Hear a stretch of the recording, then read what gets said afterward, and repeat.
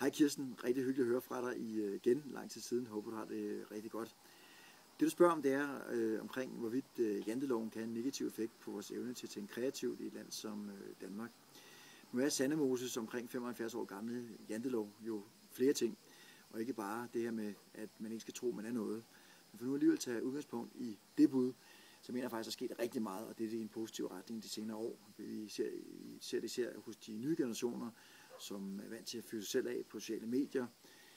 Og der skal altså meget til, for at nogen stikker hovedet for meget frem, i forhold til den generation i hvert fald, og det synes jeg er rigtig positivt langt hen ad vejen. Ydermere så lever vi altså et samfund, som i høj grad og mere præges af de frie markedskræfter, af en øget konkurrence.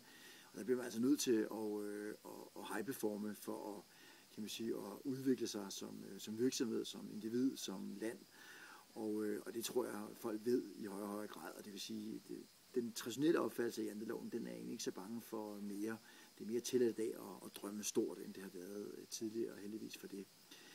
Jeg skal lige knytte en kommentar til det også, og det der med, at når vi hele tiden bruger begrebet jantelov, så er vi også med til at fokusere på den, og det er jo det her med, at man får, hvad man måler, så hvis vi hele tiden bruger begrebet, så tror jeg også, vi er med til at holde begrebet til ilden og i live, så det kan være, at vi egentlig skal aflive begrebet hermed. Men for nu at blive der ved janteloven en lille smule alligevel, så kan vi faktisk tage udgangspunkt i det, jeg husker som værende det sidste bud, nemlig det her med, at man ikke skal tro, at man kan lære noget, eller at nogen kan lære os noget.